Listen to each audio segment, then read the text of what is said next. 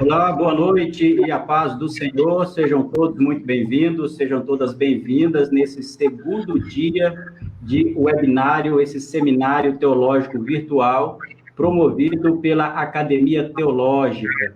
E como vocês sabem, nesse quarto webinário, o tema é Igreja, Política e Eleições. Ontem nós já tivemos o primeiro dia de exposição sobre os temas que estamos trabalhando aqui. Eu tive a oportunidade de abordar o tema da teologia política e o Zé Bruno falou sobre ideologias e idolatria política. E hoje nós daremos continuidade a essa temática com dois convidados, dois especialistas, teólogos cristãos reconhecidos, que vão contribuir também, cada qual com a sua temática. Este é um assunto da mais alta relevância para a comunidade cristã, para a igreja. Estamos no meio de um processo político, embora o assunto possa ser avaliado em qualquer momento do ano, nós temos a oportunidade agora, ainda mais numa época de eleições, de refletir, de construir uma teologia bíblica que possa dar respostas satisfatórias e adequadas em relação a esse tema. Enquanto nós vamos aqui dando início, queremos agradecer desde já a sua presença, que está conosco. Daqui a pouco nós traremos maiores informações sobre a lista, lembrando que esse é um evento gratuito, promovido pela Academia Teológica, com direito ao certificado emitido pela Academia Teológica. Para isso, você deve ter se inscrito nesse evento, lá no site do evento, e também assinar a lista de presença, onde nós disponibilizamos o link, e hoje também já estamos disponibilizando o link, tanto na descrição desse vídeo no YouTube, e também aqui, fique atento às nossas informações no chat desse vídeo.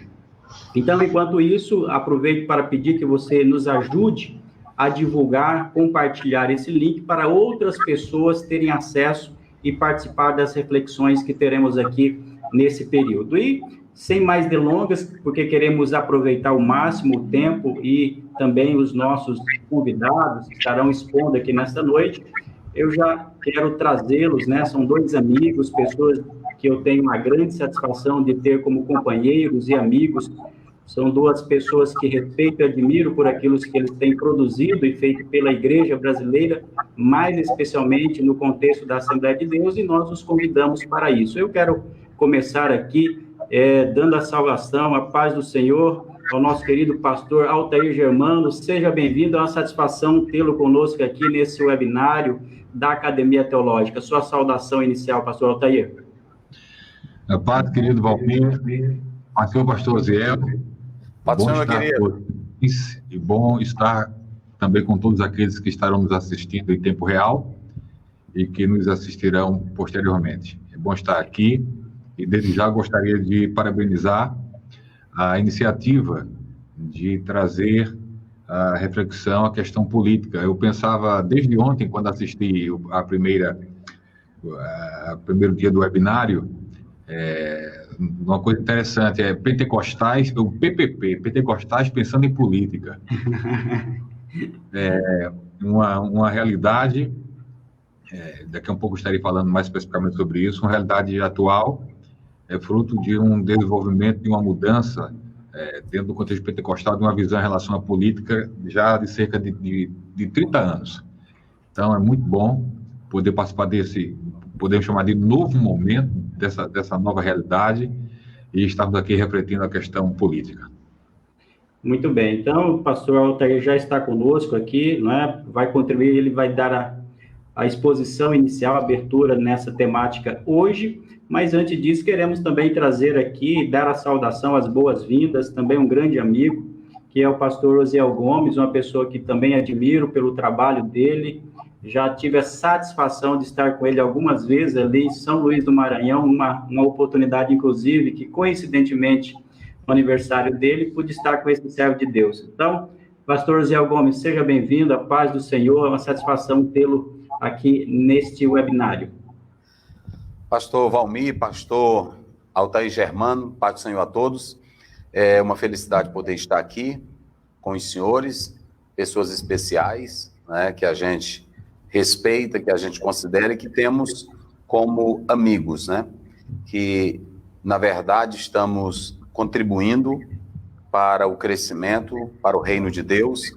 E eu dizia hoje a um grupo de alunos em discussão que a igreja, para essas mudanças acontecerem no cenário político, teológico, não basta apenas fazer como muitos pais da igreja fizeram, só debater.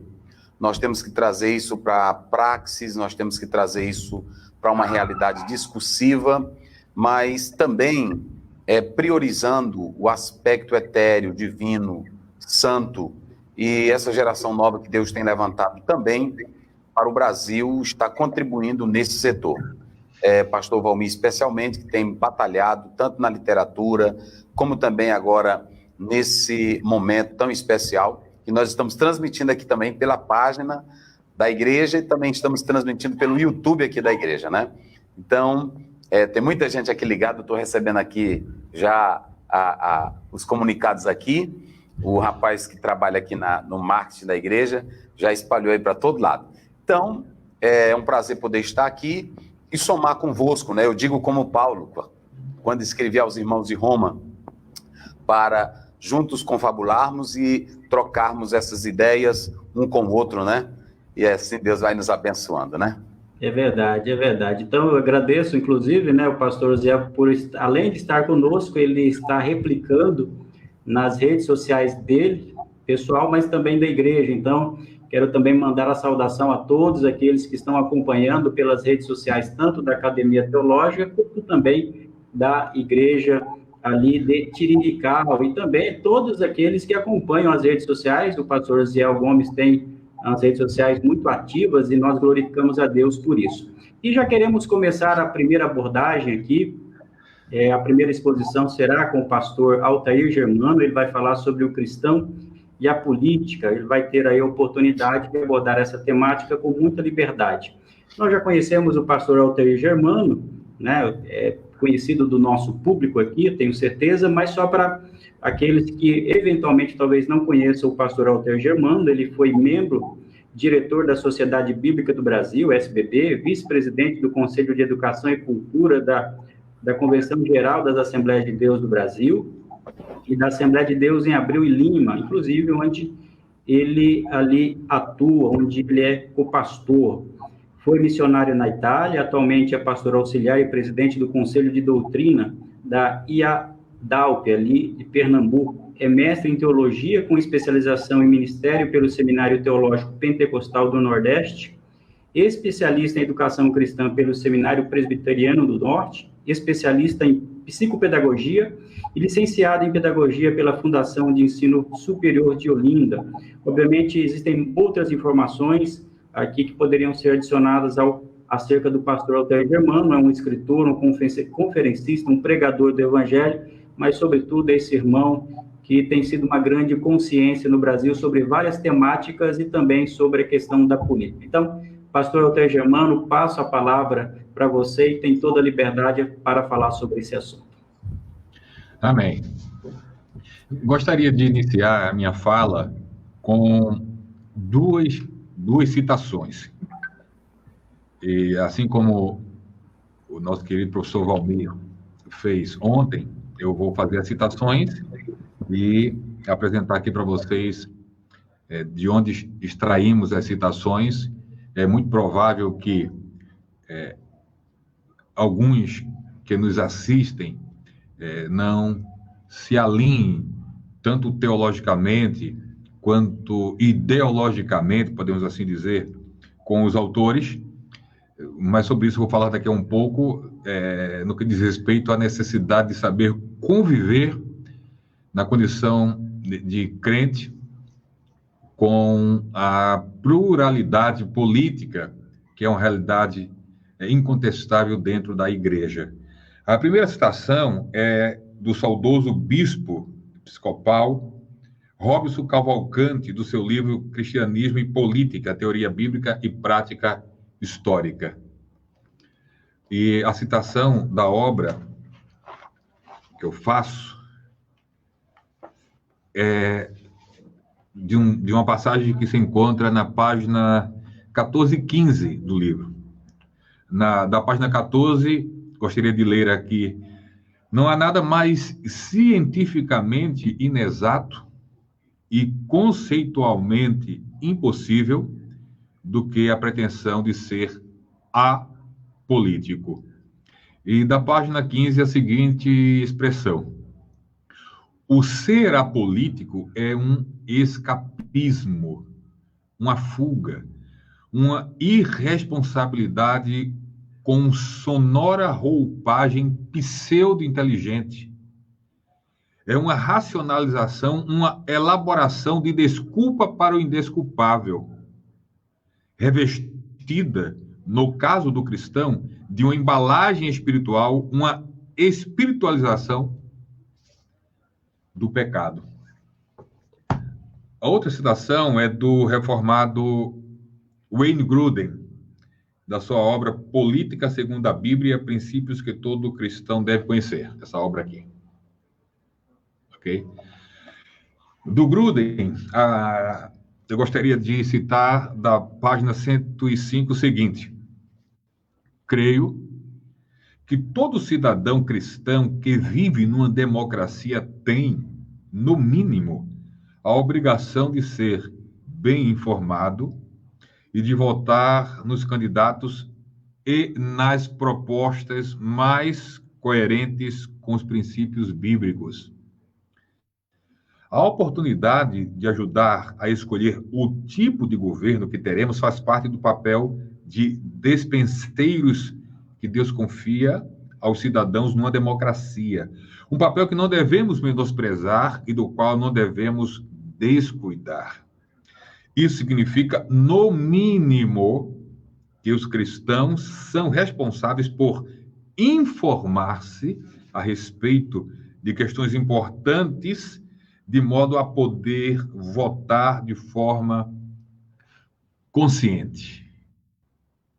Então, com essas duas citações, nós iniciamos a nossa fala, que trabalhará mais especificamente o tema o cristão e a política. Uma abordagem mais, podemos dizer, individualista da questão, visto que o pastor Osiel estará trabalhando e trazendo uma abordagem mais coletivista, porque vai tratar da questão igreja e eleições.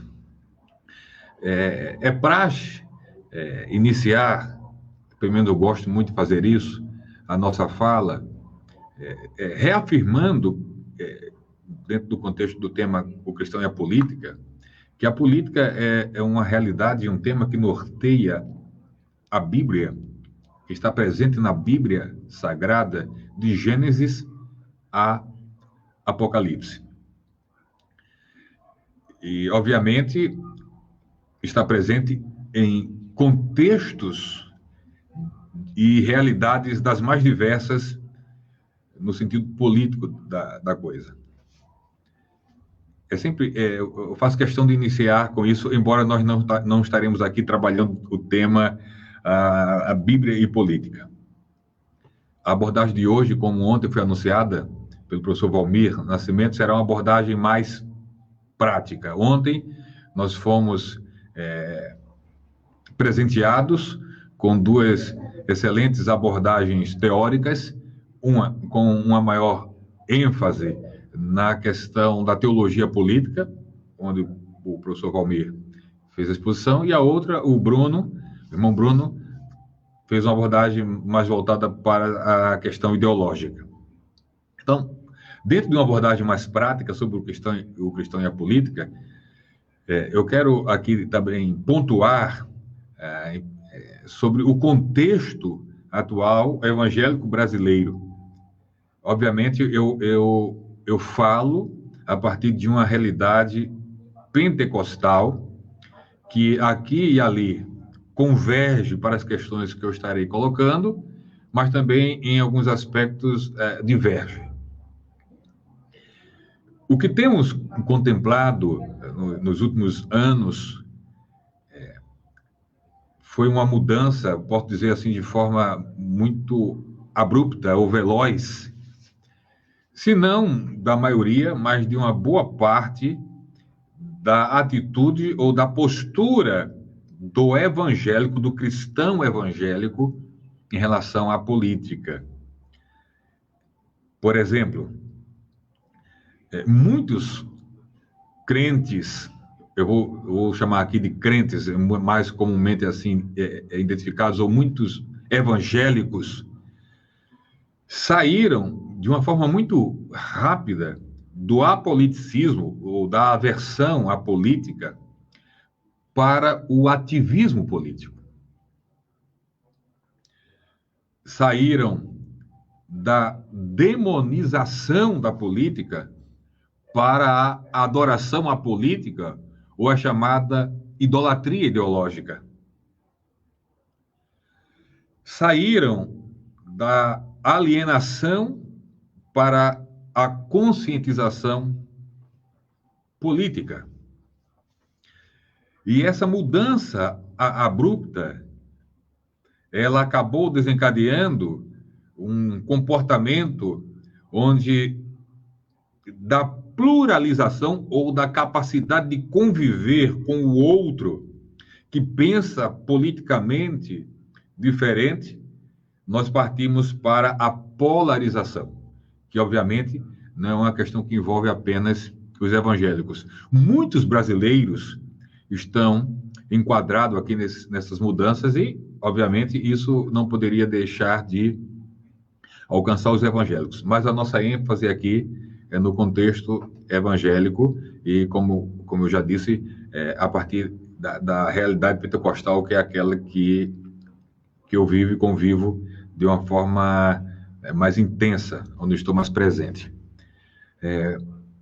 Uma outra questão que eu gostaria de chamar interessante, que faz parte desses processos de mudanças e de transformações da perspectiva ou do comportamento, da nossa postura ou visão em relação à política, diz respeito aos próprios políticos evangélicos que já vinham atuando e de uma forma assim bem pontual há mais de 30 anos.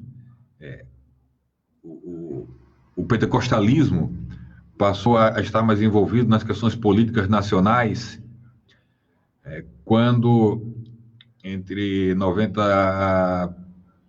86, olha só para onde é que a gente vai, 85, 86, daí para frente, vai se iniciar,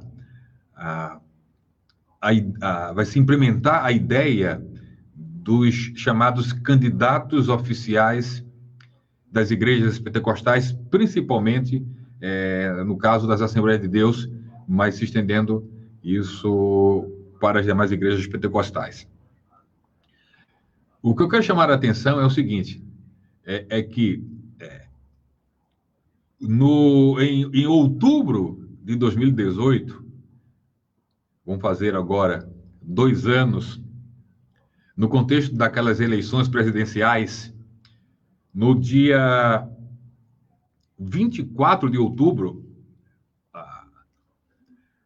então estamos às vésperas de completar 2 anos, a Frente Parlamentar Evangélica, que envolve pentecostais e não pentecostais, publicou um manifesto à nação, intitulado O Brasil para os Brasileiros.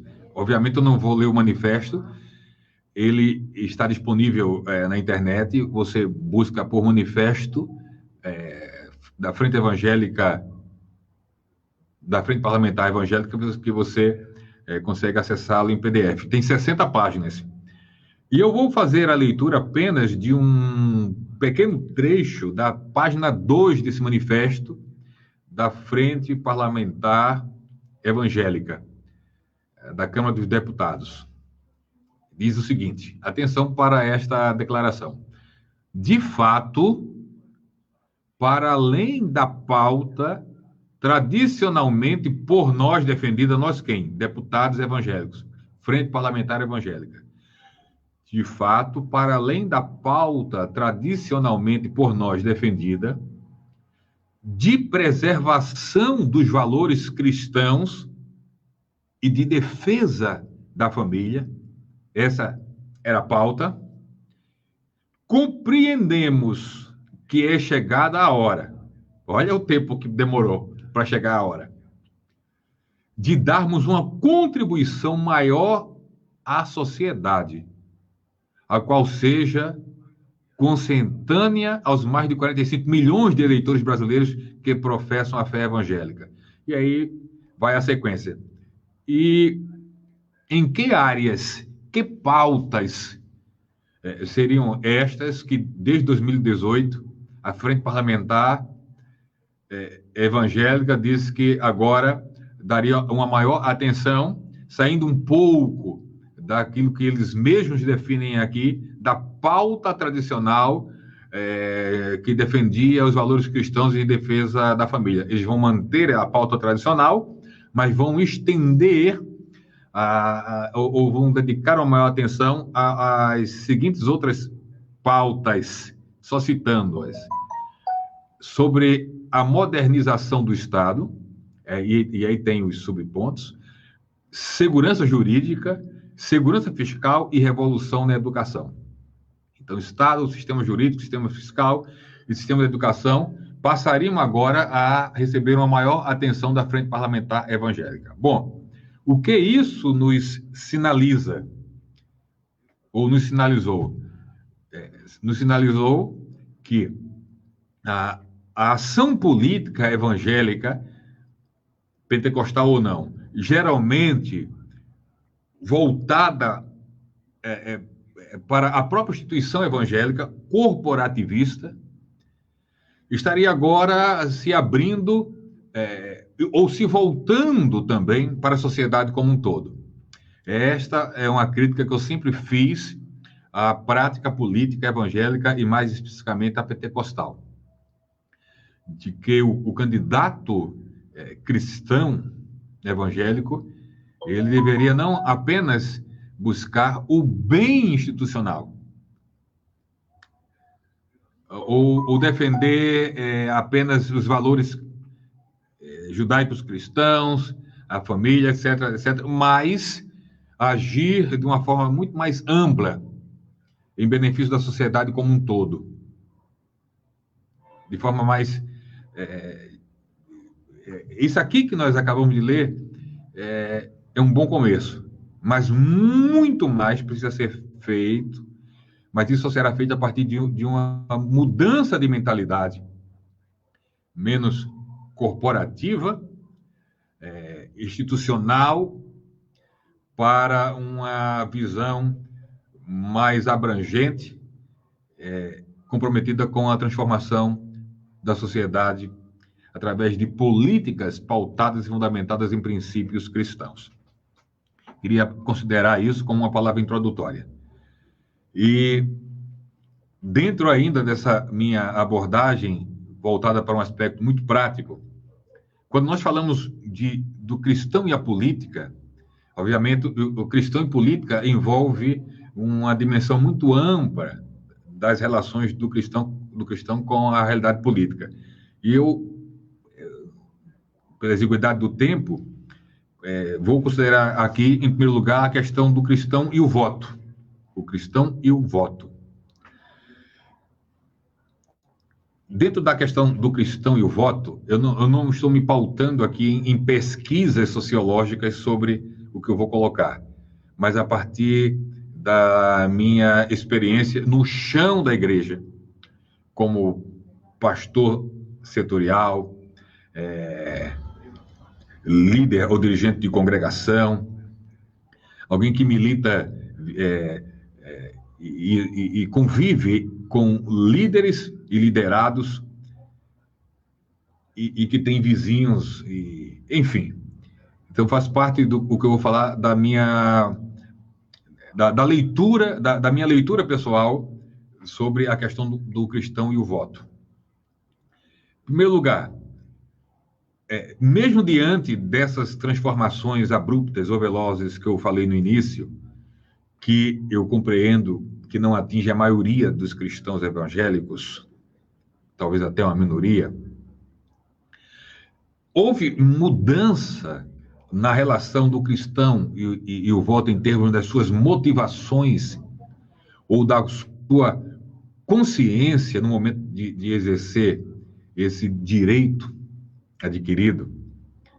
Bom, eu continuo enxergando e percebendo que na hora de votar acontece uma coisa interessante. Quanto mais próximo de nós estão os candidatos, por exemplo, agora nas eleições municipais, onde votamos em prefeitos, candidatos a prefeitos e vereadores, mais contradições nós percebemos em relação a algumas posturas, as eleições presidenciais, governamentais, etc, etc. O discurso ideológico de muitos no período das eleições presidenciais, pró-Bolsonaro, por exemplo, pró-direitas, nas eleições de muitos, nas eleições municipais, entra em contradição com a prática. Em razão do quê? Daquilo que eu vou pontuar agora. Quais as motivações do voto evangélico hoje, mesmo com algumas mudanças de mentalidade em relação à política? Primeiro, se vota em função de um benefício pessoal. Esse benefício pessoal pode estar relacionado com uma dívida que eu tenha, qualquer dívida com alguém que se candidatou a um cargo político, ou uma promessa que esse indivíduo fez, caso seja eleito, a mim especificamente, ou alguém da minha família. Então, ainda se vota, inclusive no contexto evangélico, visando um benefício pessoal. Outros cristãos evangélicos votam pensando no benefício social. Também o que envolve dívidas e promessas de políticos. Isso aqui está mais alinhado, esse benefício social, com aquilo que o professor Valmir falou ontem, sobre a visão de, acho que é Althusius, depois ele me corrige aí, do teórico política, ou Althusius, que contempla a política como uma busca do bem comum. Então, nós temos aqueles que votam visando o benefício pessoal, com base em dívidas ou promessas de políticos. Outros votam com base também em benefício, com base em um benefício social, também contemplando uma dívida ou visando a aquisição de uma promessa de um político para o benefício da comunidade, do município, do estado, etc. Há quem vote visando o benefício eclesial. E aí entram os candidatos oficiais das igrejas, que são indicados pelos mais diversos meios, igrejas evangélicas, pentecostais, não pentecostais, cada uma segue um modelo diversificado de indicação ou de aprovação desses candidatos oficiais. Então, há aqueles crentes que votam em função desse benefício eclesial, ou seja, que bem tal político vai fazer para a minha comunidade da fé. E esse político, também essa igreja pode ter alguma dívida política com ele, ou ele fez alguma promessa para a comunidade, ou ele está engajado e faz parte de um projeto político da própria igreja.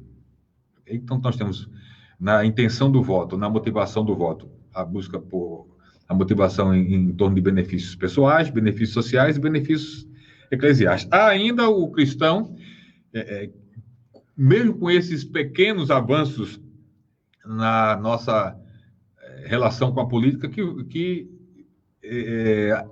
aplicam o voto da revolta, ou seja, não votam visando benefício de ninguém, nem dele mesmo, mas aí vota naquele candidato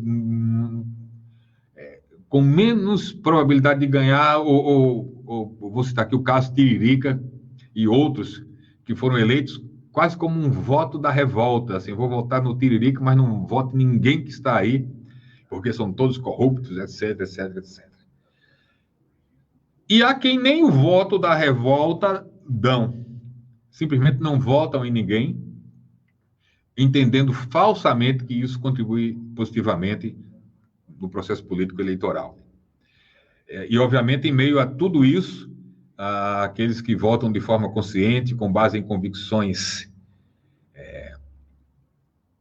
ideológicas, ou os que não são adeptos de ideologia A ou B, mas que voltam observando propostas e candidatos que se alinham com princípios cristãos. Eu, particularmente, sou mais adepto dessa análise e não de estar assumindo as novas direitas e as novas esquerdas, porque, como já bem colocado ontem pelo Zé Bruno, incorremos no risco da idolatria política, porque tanto direitas ou esquerdas têm propostas de messiânicas, inclusive, proposta de um paraíso terreno, de uma transformação social radical, totalmente desassociados da intervenção ou da cooperação de Deus no processo. É o homem trazendo ou buscando soluções por si mesmo, em si mesmo. Então, há quem vote com consciência em propostas, na seriedade dos candidatos, naqueles que já exerceram mandatos e prestaram contas de forma transparente do que realizarem seus mandatos, etc, etc, etc. Então, esse é um quadro geral, dentro do tema O Cristão e a Política, sobre a questão do cristão e o voto. E associado a isso, não apenas o cristão e o voto, mas o cristão como candidato. Vou ser breve aqui, obviamente, considerando o tempo que temos. De um lado, nós temos o crente, o cristão, na condição de eleitor, e, por outro lado, precisamos contemplar também o cristão na condição de candidato em um pleito eleitoral. E, obviamente, eu compreendo, à luz de análise da Bíblia Sagrada, de princípios que norteiam a relação do povo de Deus e de seus filhos individualmente com as questões políticas, que não temos dificuldade alguma ou problema de termos crentes, cristãos regenerados, nascidos de novos, sinceros, envolvidos mais ativamente na política, inclusive como candidatos, desde que eles tenham uma profunda convicção e uma consciência da vocação para aquilo. E, obviamente, geralmente, essa vocação e essa consciência, ela é observada e testemunhada por aqueles que o cercam. Preparo político. Um cristão que pretende ser um candidato, ele deve ter o mínimo necessário de conhecimento de teoria política, de teologia política, para poder adentrar dentro desse espaço e dessa realidade desafiadora que é a realidade política, o cenário político, na condição de um vereador, de um prefeito, de um deputado, de um senador, de um presidente, etc. Alguém que de fato se identifique com as questões não apenas eclesiais, ou que busque não apenas o benefício da igreja, mas que tem uma visão mais ampla, que busca o benefício da sociedade como um todo, a partir do bairro, da cidade, do estado, da região e do seu país. Alguém que compreenda nessa vocação a vontade de Deus, alguém que decida se envolver nesse processo debaixo de oração, buscando a direção e a vontade dele para a sua vida. Finalizando essa nossa abordagem muito prática sobre o cristão e política, com foco nessa questão do cristão e o voto, e o cristão como candidato, entra aqui a questão de pastores e líderes, ou líderes de igrejas envolvidos, também como, ora, aqueles que votam, e ora, aqueles que se colocam na condição de candidatos, que é onde entra a questão mais polêmica. E eu também tenho uma posição formada de que não há nenhuma dificuldade de pastores percebendo essas questões de vocação, tendo um preparo mínimo, se identificando com as questões de justiça social, buscando a direção de Deus, que eles podem também ser candidatos, e uma posição que é muito polêmica, mas é uma que eu assumo, é que eles podem ser candidatos desde que estejam dispostos a abrir mão do ministério na condição de presidentes ou pastores titulares de igreja, por uma análise que eu faço por minhas observações e experiências pessoais. Um pastor presidente de igreja, nos dias atuais, ele tem muita dificuldade de dar conta do próprio rebanho pelo próprio modelo que nós temos eclesial, principalmente no contexto assembleiano. E como ele dá conta do rebanho e dá conta de um mandato político? É impossível. Ou ele vai fazer de conta que faz uma coisa, ou fazer de conta que faz as duas, ou vai fazer uma e não vai fazer a outra. Então, era as colocações que eu gostaria de fazer. Obviamente, é um tema muito abrangente, mas foi a direção que percebi que poderia tomar nessa noite para contribuir aqui com esse nosso webinário. Muito obrigado, pastor Altair Germano, pela exposição inicial, né? Muito oportuna, muito bem definida e detalhada aí, separando a posição do cristão em relação, inclusive, ao seu voto, né? Realmente uma abordagem muito pertinente. Às vezes, realmente, nós percebemos isso, aquele cristão que vota ou pensando em si mesmo, e a proposta exatamente é adotar aquela perspectiva de pensar no bem comum. E, por outro lado, também a questão do próprio político cristão. Realmente, mas ainda vai ter mais, daqui a pouco vem uma parte das perguntas, e o pastor Altair Germano continua aqui conosco, né? E agora nós vamos para a segunda exposição. Queremos agradecer aqueles que estão nos acompanhando nas nossas redes sociais.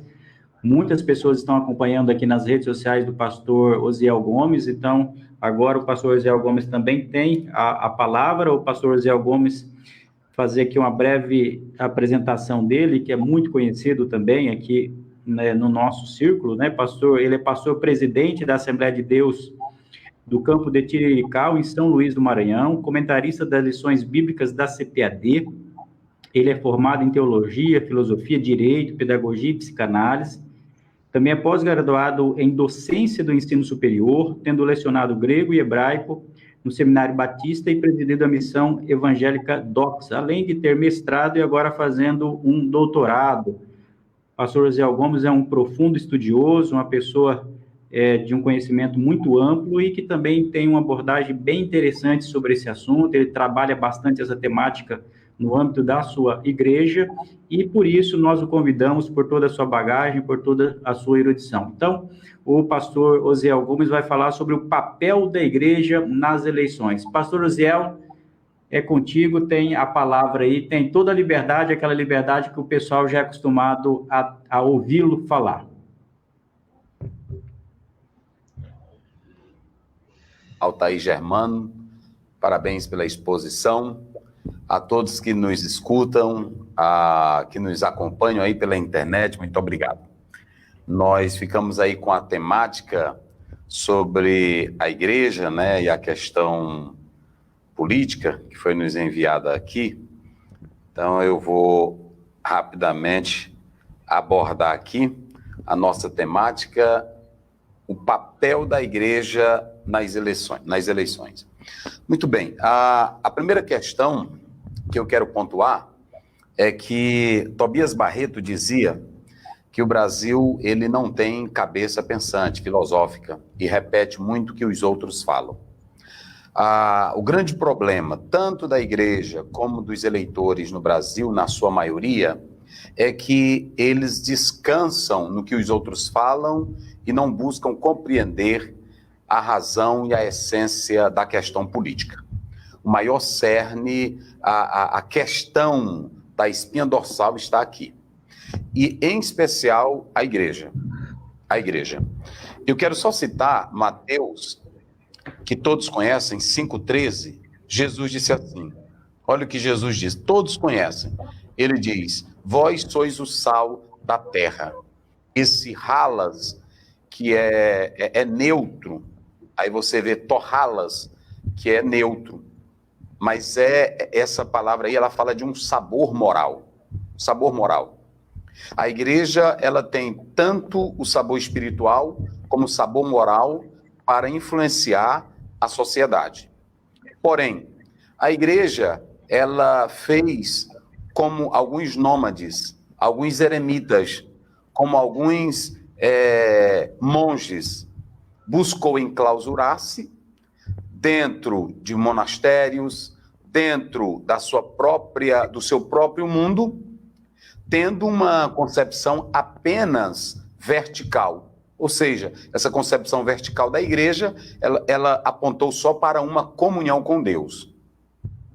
A igreja, ela viveu esse tempo quase todo apenas numa posição vertical, só numa comunhão com Deus, o que é importante.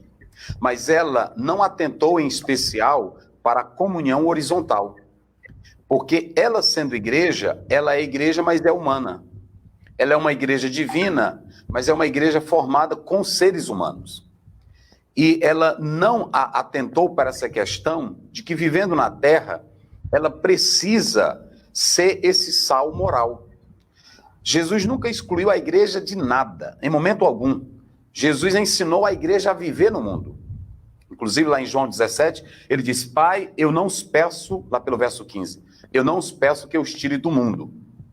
Mas a igreja, ela não compreendeu, na essência, essa dimensão do que é divino e do que é humano.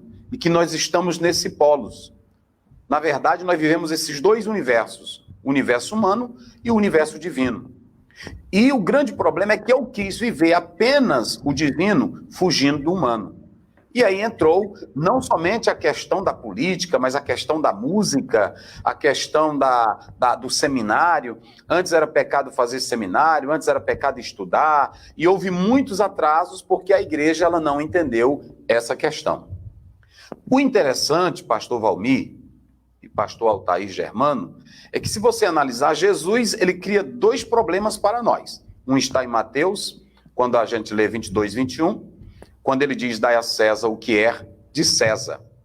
E quando a gente lê João 19, lá pelo verso 11, 18, o próprio Jesus Cristo, ele disse assim, para Pilatos. Ele disse: nenhum poder te seria dado se do céu não fosse enviado. Então Jesus diz: dai a César o que é de César e a Deus o que é de Deus. Cada cidadão, cada cristão tem a responsabilidade com o Estado. Mas quando Jesus disse: nenhum poder te seria dado, ele também está dizendo aí que o poder que uma autoridade tem vem de Deus. Vem de Deus. Então, a primeira coisa que um cristão ou a igreja deveria compreender é que são dois poderes distintos, mas dois poderes que emanam de Deus. Então está a primeira questão. Se eu souber que o poder de uma autoridade vem de Deus, eu vou saber que ela está ali para o meu bem, como disse Paulo. Mas eu também vou saber que o poder da igreja, que é um poder atemporal, é um poder espiritual, ele também, que é formado por cristãos e seres humanos, vai haver essa mistura. A mistura do quê? O humano, também divino, vai precisar do poder político, que é um poder dado por Deus. Então ninguém pode fugir disso. Quem quiser ser contra essa visão, pode ser.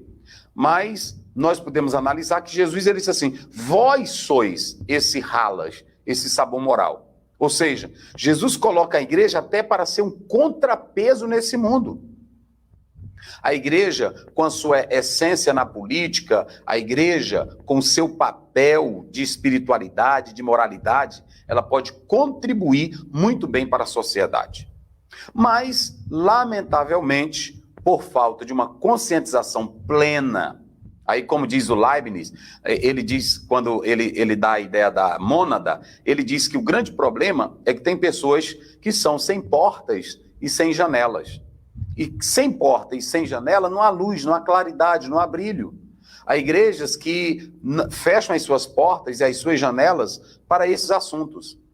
E quando a igreja ela fecha as portas para esses assuntos, em especial a política, eu não gosto de política, 3 coisas vão acontecer. eu escrevi isso aqui, 3 coisas. A primeira, vamos ficar alienados, não tendo capacidade de discurso, não tendo capacidade de diálogo, não tendo capacidade de emitir um julgamento, ok? A segunda questão é que quando a igreja diz, nós não gostamos de política, vamos fugir dessa política, o que que acontece? Nós vamos ter 2 extremos aí, eu coloco, porque nós vamos ter políticos ruins, não com qualidade, porque a igreja que é o sabor e que poderia influenciar na moral, na espiritualidade, nos bons costumes, na essência, quando ela foge dessa responsabilidade, claro que vai surgir político ruim, político sem caráter, político sem temor, sem reverência. E aí nós podemos analisar que isso é muito perigoso. E a segunda coisa é que a política, querendo ou não, ela faz parte da nossa vida. E ela ou vai nos levar para um lugar bom, ou vai nos levar para um lugar ruim. Se a gente pegar 1984, as diretas, 1985, o poder que se reúne, o poder constituinte se reúne para combater as diretas, e aí como é que fica? Então nós não podemos fugir dessa realidade. Então eu vejo, quando Jesus diz que a igreja é sal, ele fala do sal, desse ralas moral. Quando a gente lê lá em Marcos 9,50, Jesus diz assim, tende sal em vós mesmos. Ou seja, você vê o pronome ali, reflexivo, em vós mesmo. O Senhor Jesus, ele está dizendo que nós podemos ser sabor moral e espiritual para essa sociedade. Então, a primeira coisa que nós temos que analisar, como igreja, como servos de Deus, como pastores, é que nós precisamos entender que a igreja, ela não pode fechar as suas portas, as suas janelas para esse assunto. Nós podemos analisar quem é que vai fazer isso. No aspecto teológico, nós temos o Santo Agostinho, quando vai cidade de Deus, cidade dos homens, ele cria essa distinção. E ele acaba com a cidade dos homens. Ele acaba com aquela vivência humana e dá vazão apenas mais à cidade de Deus. Ele diz que na cidade dos homens há ódio, a guerra, a egoísmo, a prepotência, e que esse universo não está atrelado ao espiritual. Veja que Agostinho, um dos pais da igreja, ele trata dessa forma. Quem vai combater isso é Vico, porque Vico, ele vai dizer, não, também o poder político, ele vem de Deus, o poder do Estado vem de Deus para o bem desse ser que é crente, que é cristão, mas que é humano. Então veja que nós temos essa diferença aí. Então sempre houve esse embate, essa questão. Mas a primeira coisa que eu quero dizer é que nós não podemos fugir dessa realidade dizendo, eu não gosto de política. O cristão não pode gostar da politicagem. O cristão não pode gostar das negociatas, mas da política, como dizia Norberto Bobbio, da grande arte de governar para o bem, nós devemos gostar dessa política. Inclusive, é necessário entender que a política é eclesiástica. Muitos crentes não entendem isso. A política é eclesiástica. Nas convenções, a política é eclesiástica. Nas igrejas, existem políticas eclesiásticas. E quando elas são dirimidas, quando elas são implementadas para o bem da igreja, não há pecado nenhum nisso. Não há pecado nenhum nisso. Semelhantemente, é lá fora. Quando a política ela é usada para o bem comum do povo, e essa definição, nós podemos analisar que o Bobbio fala disso, então não há erro nisso. É claro que quando vem aquela ideia da moralidade, da religiosidade na política, que isso vai se romper com o Maquiavel, porque o Maquiavel, quando ele lança o Príncipe, ele quer absidar a política daquele viés, totalmente, aquele viés que estava atrelado ao lado espiritual, à moralidade. Ele disse, não, a política é a arte de você se manter no poder, é a arte de você se tornar, saber pelo diálogo, de permanecer e usar o poder. É claro que ele tem seus extremos, mas lá fora a política tem isso. Mas se a igreja disser, não, eu não quero política, ela tem que esquecer 13º. Ela tem que esquecer FGTS. Se a igreja disser, eu não quero saber de política, ela tem que esquecer as questões trabalhistas. Ela tem que esquecer o salário, porque tudo isso é política. Em cada ato nosso, em cada momento da nossa vivência, a política está presente. Então, nós não podemos ser como Agostinho, que pensava dessa forma, e distanciava os dois mundos. nós não podemos pensar essa política na arte de gerir, de governar, de dirigir, como sendo pecaminosa. Mas quem fez isso? Eu diria, boa parte da liderança. Se a liderança tivesse procurado ensinar o real papel, a missão, civilizado a igreja nesse particular, hoje nós não teríamos dificuldade de falar sobre esse assunto. Então, a primeira coisa que eu quero pontuar aqui é essa questão interessante. A outra coisa que a igreja, nesse tempo de eleição, deve atentar, é que ela, como sendo o foz, que aí é a luz, Jesus foi tão enfático que ele usa duas metáforas, ele usa o halas, que é o sal, como sabor moral, e interessante que o sal é neutro. Aqui está no neutro, é o caso neutro. O cristão, ele tem que ser nessa neutralidade. Ele pode votar, ele pode construir os valores morais e espirituais para influenciar a política, mas ele não pode ser um louco, um alienado. Ele não pode comprometer a vida espiritual dele. Ele tem que ser como sal. Entrar na comida e dar sabor. Ele tem que ser como sal. Não deixar que a carne apodreça. É isso que Jesus quer dizer. Então ele tem que ser um sabor moral nesse mundo. O cristão lá fora, ele pode ser um cidadão, ele pode ser um político, ele pode ser um estadista, ele pode ser um juiz, ele pode ser o que ele for. Agora ele tem que ser sal.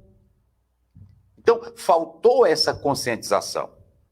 E quando eu falo isso, nós podemos analisar que o Mondin, ele diz uma coisa interessante. A igreja, ela precisa entender, quando eu falei na questão horizontal e vertical, é que não há como fugir da natureza humana. O próprio Deus é quem diz em Gênesis 2,18, não é bom que o homem esteja só. Então eu procurar me enclausurar e fugir da minha responsabilidade como um ser social nesse mundo, eu não estou falando no céu, é nesse mundo. Eu não posso fugir das responsabilidades sociais e também das responsabilidades políticas. No Velho Testamento nós vamos ter Israel está no Egito, mas está atrelada à política de Faraó. Moisés tenta conciliar, Moisés tenta dialogar com Faraó para libertar o povo. Ele procura mostrar quem é o povo de Deus. Então você vê que aí já tem a questão de Israel e da política, que não está atrelada à questão teocrática. Aí se você pega, por exemplo, lá Números, capítulo 21, você vê que o Moisés tenta ser também um político quando ele procura passar através da sua caminhada rumo a Canaã pelos dois reis, Og. Ele tenta conversar e dialogar com Og, com Sion. Olha, eu estou passando aqui com Israel, nós não vamos beber a água de vocês, nós não vamos comer nada de vocês, queremos apenas a estrada real. Você tem aqui um Moisés que procura dialogar no campo político. Então, a igreja, ela fugiu, ela ausentou-se dessa conscientização, e é por isso que hoje o diálogo é quase como que uma incógnita, é algo quase como que impossível. Quando se fala nesse tema na igreja, muitos dizem, eu não quero saber disso. O pastor diz, eu também não quero. Mas ele quer o 13º dele, ele quer o salário dele. E ele não sabe que isso é um ato político. Imagine, lá nas diretas já, se 28 anos vinha com presidentes e governos dentro do período militar e buscando as diretas, já pensou se o povo não fosse para a rua, se não buscasse? Será que nós teríamos o que temos hoje? Inclusive uma Constituição de 88 que reza valores e direitos e proteção ao próprio cristão, direito de liberdade, direito de culto. Então nós temos que analisar isso. O cristão, ele sabe que vai colocar o filho dele lá na escola pública, e ele diz, eu não quero saber da política. Mas quando ele vai para a Constituição Federal, diz, é dever do Estado promover a educação, tanto do município, da prefeitura, o Estado, o município, tudo isso são atos políticos. E se o cristão, ele tiver consciência disso, ele vai batalhar melhor por políticas boas. Políticas boas. Imagine o que seria de nós se não fosse a luta em favor dos negros. O que Luther King fez são atos políticos que buscam consolidar qualidade de vida, igualdade. Então eu preciso, primeiramente, entender essa questão social. E eu estava observando, quando o próprio Deus diz, não é bom que o homem esteja só, Deus constrói esse ser que o Aristóteles já dizia, ele é um animal político, mas ele é um animal político porque ele não pode viver só, ele não pode viver isolado. E a igreja precisa se entender e compreender isso. Nós sabemos que, tanto do lado evangélico como do lado católico, eu digo da nossa parte, os protestantes também, na colonização, quando muitos chegaram aqui no Brasil, tentaram fazer algo com outras pessoas, impondo uma fé, impondo uma crença. Não houve um diálogo, não houve uma construção histórica de um processo sólido. E aí nós podemos analisar que o problema vem das bases, das raízes. Então Deus, ele diz, ninguém pode viver sozinho. A igreja não pode viver sem o Estado. Eu não estou falando da igreja espiritual, estou falando da igreja como gente, como seres humanos. Ela não pode viver sem o Estado.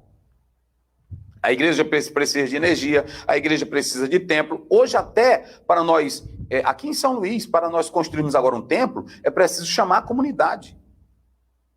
O plano diretor. Vamos saber se a comunidade aqui aceita a igreja.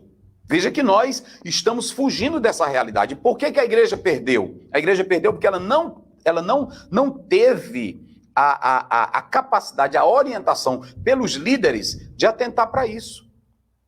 Então, a primeira coisa, nós temos que analisar que nós não podemos dizer, eu não vou gostar de política, eu não quero política. Não, nós temos que assumir isso, conversar, dialogar e saber como ser sal no meio disso tudo. E como dar o clarão, esse foz. Foz é uma lâmpada. Foz, a palavra grega, é um farol de um carro, é uma lâmpada, é uma vela. E o interessante é que Jesus disse que não adianta luz que não é compartilhada. Ele diz, a luz é colocada no velador. Por que é no velador? Porque eu posso ser luz apenas debaixo da cama? Não vai ter utilidade. Jesus diz, vai acabar com o colchão. Eu posso ser luz debaixo do alqueire, mas vai faltar oxigênio, vai apagar a luz. Então tem muito crente que lá fora ele não tem influência nenhuma. Então a igreja nesse tempo de eleição, ela pode votar, ela pode discutir, ela pode dialogar. Agora, ela precisa entender que ela, como está lá em 1 Coríntios 10, ela não pode dar escândalo, nem a judeu, nem a grego, nem ao povo de Deus. Agora, a igreja ela precisa se conscientizar desse aspecto social. Nós somos seres sociáveis. Nós não podemos viver isolados. É da nossa natureza humana. Então, eu não posso fugir dessa realidade, dessa construção. A outra coisa é que a igreja, se ela soubesse a importância do Estado, o bem do Estado, o que o Estado pode fazer por nós, ela poderia conscientizar melhor seus membros a zelarem pelo Estado. Quando Jesus diz, dai a César, nós podemos analisar que ele faz uma referência, o Paulo faz uma referência a Nero, e você vê que os Césares tratavam dos imperadores. Então, se a igreja tivesse uma consciência do que é o Estado, nós sabemos que, eu creio que ontem vocês trataram isso, eu não pude assistir, porque eu tinha outro compromisso, mas os três estados, o Estado natural, o Estado convencional, o Estado espiritual, essas teorias, se a igreja soubesse isso, ela poderia entender o bem que o Estado pode fazer a nós. O Estado pode fazer a nós. Por exemplo, o Estado natural. Dentro da ideia do próprio Aristóteles, de Hegel e de outros, inclusive o Marx, vocês podem observar que há essa ideia do Estado natural, aquele que surge normalmente para o bem do homem. O Estado convencional. As pessoas diziam, não, é o seguinte, esse Estado, na verdade, o homem é um ser suficiente, é poderoso, mas ele abre mão desse poder, e aí ele abre mão dos seus direitos para que o Estado defenda os seus direitos. E aí você tem Rousseau, você tem o John Locke, você tem outros que vão nessa linha. E quando você vem para a terceira categoria, é o estado espiritual. A pessoa, não, é o seguinte, nós podemos analisar que o Estado, ele é resultado do pecado. E aí entra a questão. Quando eu falo que muitos líderes erraram, eles não erraram daqui, eles erraram de lá. Você pode pegar Santo Agostinho, que ele tem essa visão, você pode pegar o estado espiritual, que muitos tinham a visão do estado espiritual, como o homem pecou e agora ele quer dominar, e ele é esse ser que quer manter, que quer impor, e etc e tal. O estado espiritual. Por isso que vai caminhar nessa linha o próprio Agostinho. E aí entra essas questões. E nós chegamos hoje até aqui, porque há um autor que ele diz que ninguém tem vivência no presente se não ter vivência no passado. Tudo que nós somos hoje, somos frutos do passado. Então, essa construção lá atrás, vocês sabem, essa briga que teve lá atrás, ela começou. E aí, quando entra a igreja no período medieval, que deveria ter trabalhado melhor, mas também começou a usar o poder para fins próprios, e nós tínhamos teólogos nesse período, como Tomás de Aquino, como Bonifácio VIII, Marciliano, mas muitos estavam atrelados ao poder da igreja e queriam beneficiar só a voz da igreja, a igreja católica. E aí não trataram o assunto como deveria ser tratado. E hoje essas coisas se repetem no púlpito. Eu estou dizendo comigo mesmo. Antes eu era assim. Eu disse, não quero falar de política, eu não quero tratar disso aqui. Só que se a gente for analisar, se nós fugirmos dessa política, a política que a igreja vai fazer política, pastor Zéu, a igreja vai fazer política partidária? Não, não é isso que eu estou dizendo. Mas a igreja, ela é defensora hoje da justiça, da paz, da verdade, da sinceridade. Quem pode encaminhar isso é a igreja. Muitos políticos estão bebendo em Maquiavel. Muitos políticos estão bebendo nos dois polos universais. Pronto, só tem dois eixos. Nós só temos o eixo, por exemplo, o eixo que parte lá do Oriente, nós temos encabeçado pela Rússia, pela China. Então, pronto, há países que vêm com ideias socialistas. E nós temos o eixo que, na verdade, nós temos as Américas, que aí a Europa, que defende a linha capitalista. Então, eu como cristão, como igreja, eu preciso entender o que é isso. Por exemplo, o que é a direita? O pastor Altair Germano falou isso. O que é a direita? O que é a esquerda? Eu vejo o crente aí entrando em debate, mas ele não sabe nem o que é a direita, nem o que é a esquerda, nem o que é centro. Então, os líderes, os pastores, nós, como igreja, deveríamos conscientizar cada cristão. Por exemplo, o que vai mudar o mundo não é a questão, porque muitos estão bebendo naquela ideia oriental de que a ideia do socialismo é o melhor para o mundo, porque, na verdade, se abre um leque para isso, mas nós temos que analisar que o mundo não vai melhorar com ideia capitalista ou com ideia socialista.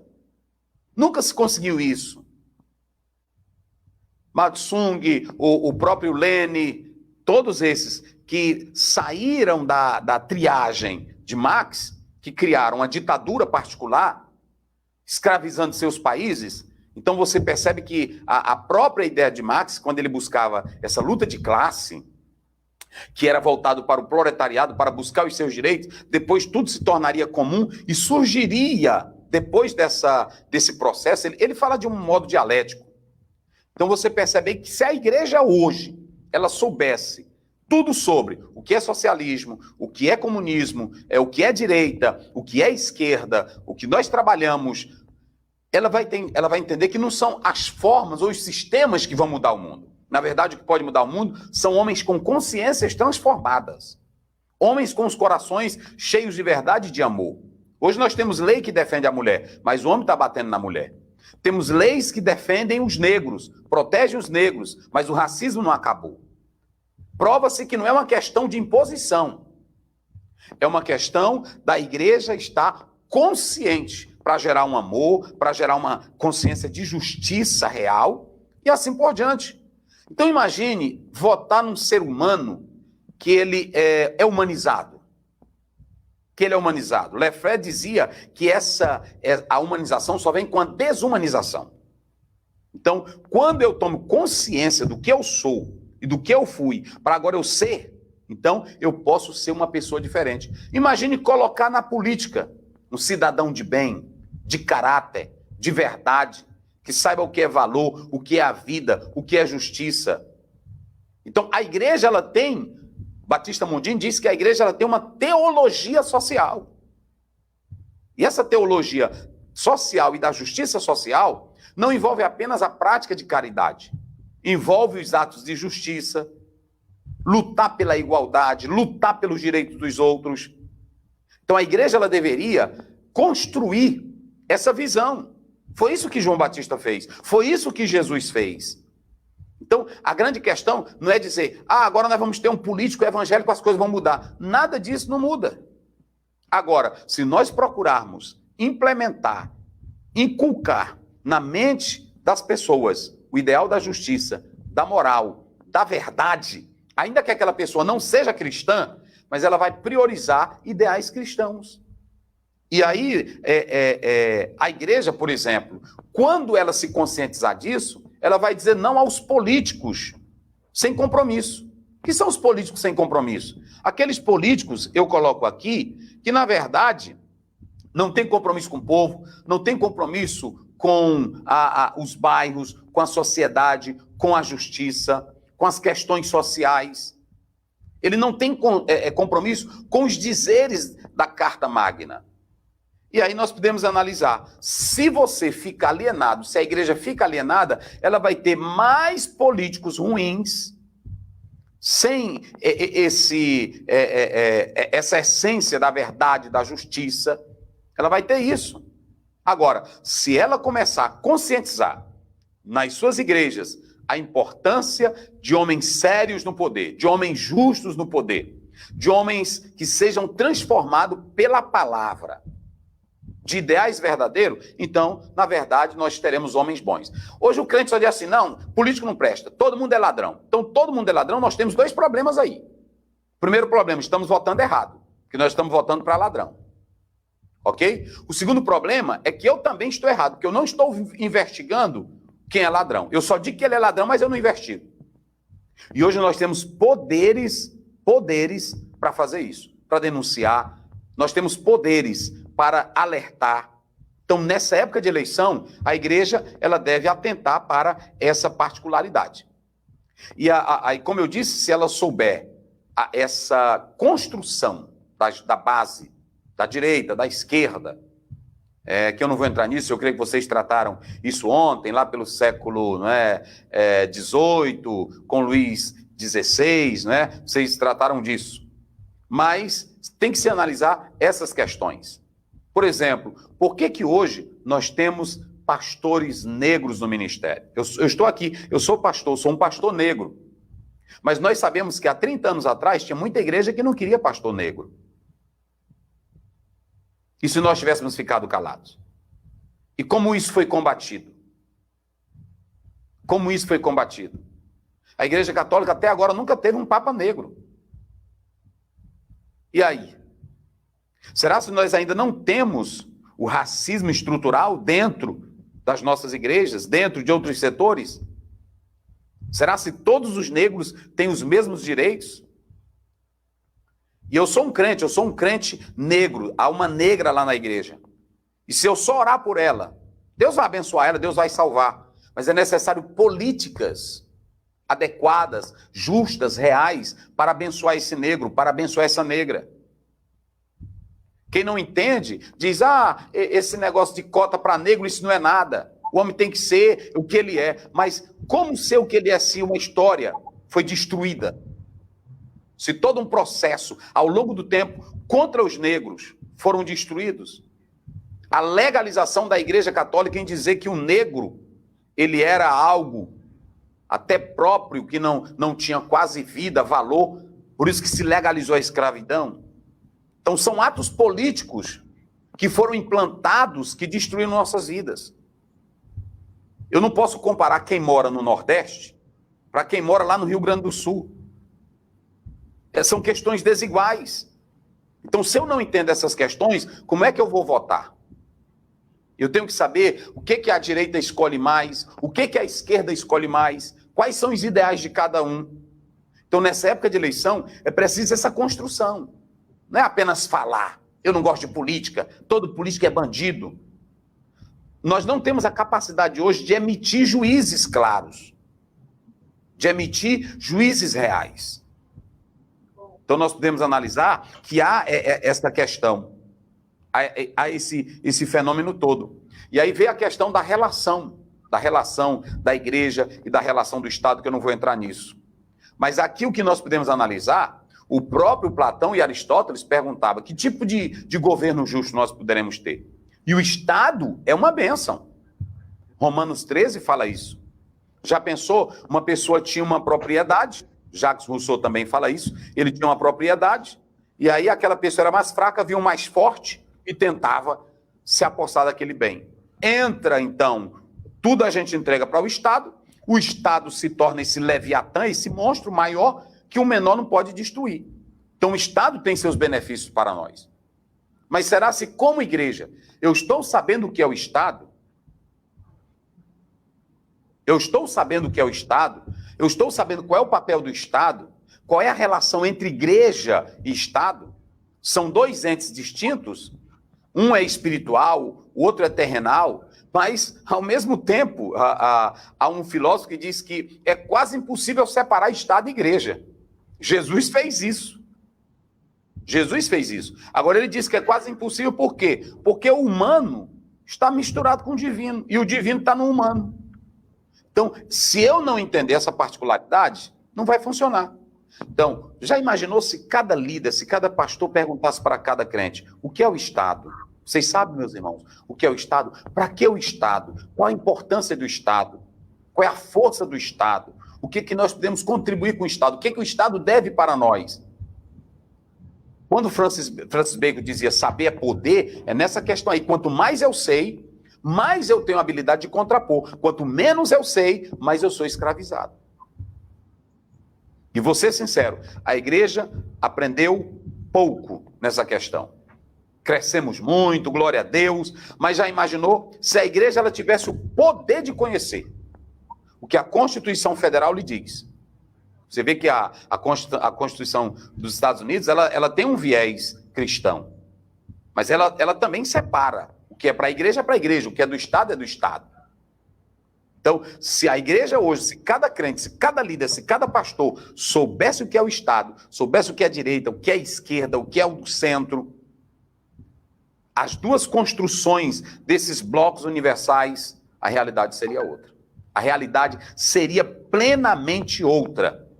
Mas não apenas criar um Estado e um divino e se separar. Eu não tenho contato com isso aqui. Isso aqui, pronto, é só a minha glória, é só o meu céu e etc e tal. E o crente pode se lembrar que o apóstolo São Paulo era pregador, era missionário, mas ele sempre se fazia valer do direito que o Estado romano lhe dava. Lá no capítulo 16 de Atos, ele fez isso. E quando estavam amarrando ele para bater ele diz, vocês vão bater num cidadão romano? Ele estava invocando naquela hora os princípios legais que o Estado romano lhe dava. Então, se eu como igreja não souber como eu vou votar nessa época de eleição, como é que eu vou votar? Se toda a igreja soubesse o que é a política, o que é a estrutura do Estado, o que é o direito de um cidadão, qualquer político que chegasse na igreja, hoje ia temer a igreja, porque ele sabe que o crente sabe fazer valer seu direito, seu conhecimento. Mas quanto mais fugimos desse conhecimento, aí não adianta. E foi o que aconteceu. Então, a outra coisa que eu coloco aqui, se nós soubermos os ideais, por exemplo, os ideais da direita, o que é que a direita pensa? É claro que eu disse aqui, nós não vamos transformar nem com direita nem com esquerda. Mas se eu souber qual caminho eu devo tomar, o que cada um pensa, eu vou escolher melhor. Eu vou escolher melhor. Então, eu não posso escolher só pela oração. Eu tenho que escolher por esse viés de conhecimento. É um macro, é algo grandioso. Então, a igreja ela precisa se aperceber dessas realidades. Se assim eu não fizer, eu não vou ter esse poder de discernimento. E eu diria, a igreja, ela vive ainda atrasos. E com respeito, muitos líderes também vivem com atraso. Por quê? Desconhecem a Bíblia, desconhecem o processo político na essência, o que é a política na essência, o que ela visa para nós. Agora pode perguntar para cada um. Quando eu quero um bem para mim, eu faço um estatuto que é uma política, para me beneficiar na igreja. Me perpetrar na convenção, na liderança. Eu sei criar um estatuto, e aí é política, e é política ruim. Então, se eu não souber, há muita gente que é contra a política da arte de governar, de dirigir bem, mas está fazendo políticas religiosas para o mal da própria estrutura da igreja. Para o mal da própria estrutura da igreja. Por exemplo, eu quando cheguei aqui, no campo, eu fiz uma reforma no estatuto. Mas eu entreguei um estatuto para cada pastor ler, levar para a sua casa. E ele dizia, ó, o que tu quiser, coloca aí, nós vamos discutir isso aqui. Então pronto, não tem nada de oculto. E nós sabemos de pessoas que são contra a política, mas que faz seu estatuto em secreto para seu benefício próprio. E a igreja, ela perde muito.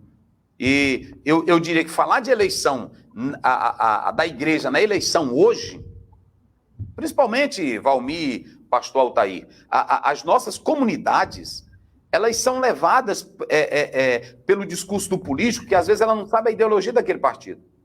Ela não sabe a ideologia daquele candidato. Mas ainda hoje é forte compra de votos, ainda hoje é forte a questão da influência local do político. Agora, quanto mais a igreja conscientizar, quanto mais os líderes, eu diria os líderes, porque parte da liderança, se a liderança conscientizasse da maneira correta, como Jesus fez, como Paulo fez, a realidade seria outra. Então, eu tenho que saber o que quais são os ideais da direita. Eu tenho que saber quais são os ideais da esquerda. O que a esquerda pensa? O que tem de vantagem aqui? O que não tem de vantagem aqui?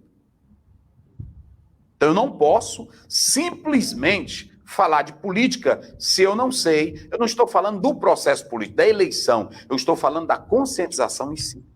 E nós podemos analisar que se a igreja ela tivesse se apercebido disso, se ela tivesse bebido da maneira correta, nós não teríamos esses grandes conflitos que nós temos hoje e ainda estamos à mercê desse... de uma crítica. Quando o pastor fala hoje em política, tem irmão que diz... Agora mesmo, quando eu fui pregar, muitos irmãos aí disseram, eu vou deixar de seguir esse pastor, porque esse pastor é do jeito dos outros. Ora, se nós não discutimos, esse é o mal da igreja. A igreja não discute os assuntos. Aí não sabe o que é. Mas ele diz isso, vai sair de me seguir, mas ele está ganhando dinheiro dele, salário, 13º, ideias trabalhistas. Tudo é política, meus irmãos. E uma política ruim vai acabar com você. Uma política ruim vai acabar comigo. Uma política ruim acaba com o teu Estado. É por isso que a igreja precisa discutir esses assuntos. Agora, por que a igreja ficou com raiva? Eu vou dizer isso. A igreja ficou com raiva é porque tinha líderes que quando um deputado ganhava, aquele deputado dava assessoria para o pastor. Aí os crentes se zangavam. Às vezes, botava o filho, botava a mãe, botava o pai. Tudinho ganhando dinheiro. Aí a igreja se zangou. Eu estou dizendo com conhecimento de causa. Aí a igreja se zangou. A igreja que já dá um... Por exemplo, eu sou pastor aqui, eu ganho um bom salário. Aí pronto, então vem alguém, o governador chega para mim, diz, Zé, eu quero te dar isso. Ele não dá para mim, ele está dando, visando a instituição. Então, aí quando eu entro nesse barco, eu já entro numa furada. Então, se eu não atentar para esse viés, nós não temos como falar em política adequada. Pode ter os teóricos que tiverem, pode ter o livro que tiver, pode ter o que for, mas se nós não começarmos com a liderança, com os nossos diáconos, nossos presbíteros, meu irmão, sente aqui, vamos conversar. O irmão sabe o que é política? Não sei, não, é do diabo. Não é do diabo não, irmão. Então vamos sentar bem aqui. O irmão sabe o que é direito, o irmão sabe o que é esquerda, o irmão sabe... Me diz aí, irmão, o que é? Então nós temos que fazer isso. Então hoje, se eu estou aqui usando esse mecanismo aqui com vocês. Eu sou um negro, mas fui beneficiado por uma política, por isso que eu não posso deixar de lado atos políticos bons, sinceros e justos. Então essa é a minha palavra.